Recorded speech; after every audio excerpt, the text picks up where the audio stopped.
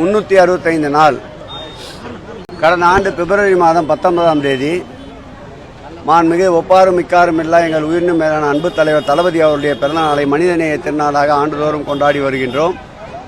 அதில் ஒரு நிகழ்வாக ஆண்டு முழுவதும் காலை சிற்றுண்டி 1000 பேர்களுக்கு என்று திட்டமிட்டிருந்தோம். முதல் நாள் எங்கள் வணக்கத்துக்குரிய அன்னியார் அவர்கள் அந்த நிகழ்வை கொளத்தூர் ஜெகநாதன் தெருவிலே துவக்கி வைத்தார். ஒரே இடத்தில் 1000 பேர் போடுவது சிரமமாக இருந்ததால் ஒரு நாளைக்கு 2 இடங்களில் 500க்கும் மேற்பட்டவர்கள் 600 பேர் வரையில் 2 இடங்கள் என்று 600 என்று பகிர்ந்து அளித்தோம்.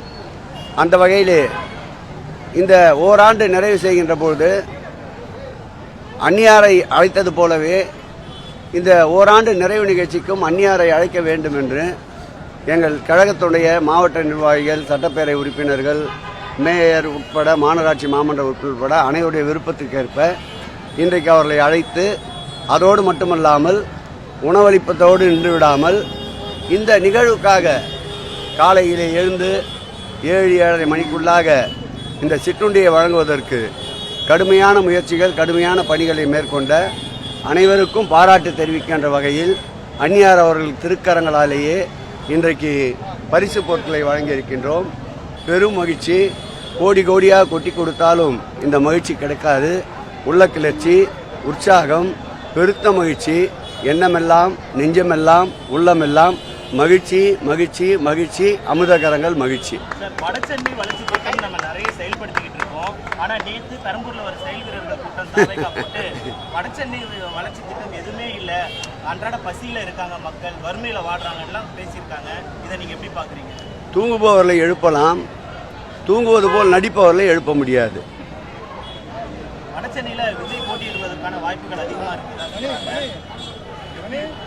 தேர்தல் என்றால் களம் யார் வேண்டுமானாலும் காண வேண்டியதுதானே.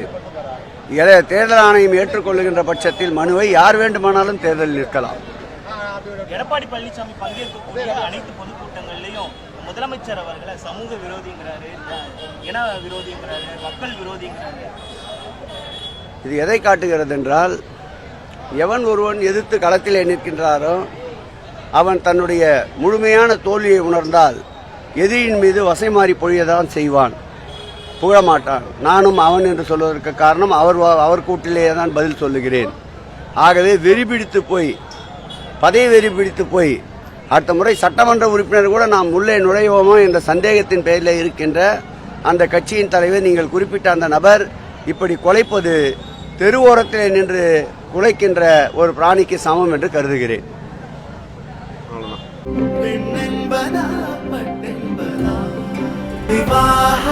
மணப்பெண்ணின் பிரத்யேகமான திருமணம் விவாஹா தி சென்னை சில்க்ஸ்.